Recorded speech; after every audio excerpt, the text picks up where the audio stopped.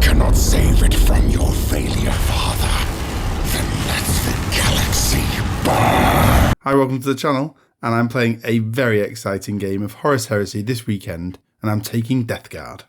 It'll be a 3,000 point game, and I'll reveal why it's so exciting afterwards when I do a review video. In this video I'll be talking about how to put together an army list, what things to think about, some recommendations, and specifics about the Death Guard. Starting off, list building can be very easy. There's a template for how you can build an army, and the default one is a standard idea of HQ and troops as mandatory. And it's up to you how you expand your army, but there are maximum limits per unit type.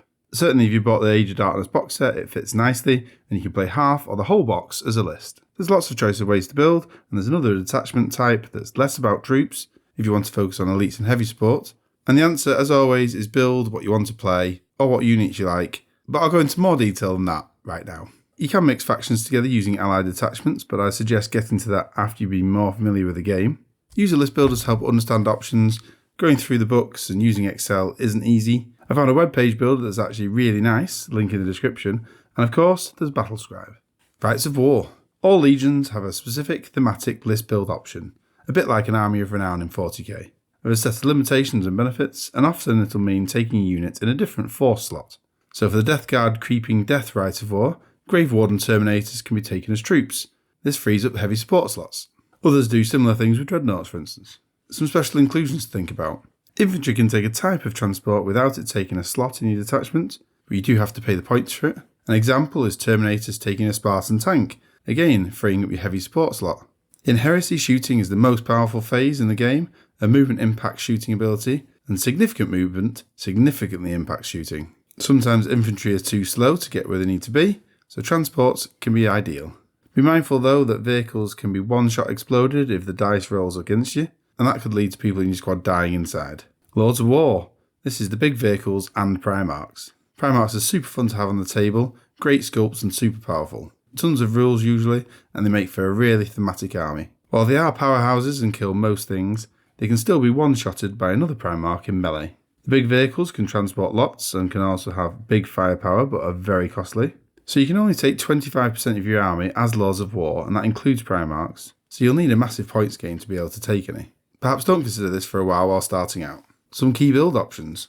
Be mindful when list building that upgrades are pretty essential to a squad's performance, so don't just look at the base price. The weapons they have, for instance, will make a massive difference. Make sure you take some AP2 weapons, as they are most effective against vehicles and Dreadnoughts. For the game at the moment, there are some key units you'll probably want to be including. Your Dreadnoughts. None of the negative rules from infantry and vehicles. Cheap, tough, devastating damage output with ranged and melee, and they also have a good save. Infantry with heavy weapons. Spam big guns that can take out vehicles and Dreadnoughts.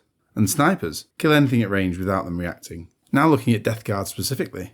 Their trait is one of the best in the game. As long as they don't run, they aren't affected by movement modifiers and count as stationary, which is fantastic as they'll be moving much more, firing on full ballistic skill, and ignoring heavy weapons restrictions for infantry. You'll also see Fury of the Legion on bolt weapons be extra good with Death Guard because of the count stationary rule, so you'll get that extra shot per bolter whenever you shoot. Things can also move when pinned, which is really great. Transports with guns do best in Death Guard. So take the Spartan, which most people will have from the box set. It can move up to its full stat and shoot like it was stationary. The Death Guard special reaction is particularly good. When a unit's being shot, you can give it a 4+ invuln, and they can also move 7 inches afterwards. This is fantastic if a melee unit is being targeted, like a full melee Leviathan. It'll survive better, then get some lovely extra movement to get them to the enemy.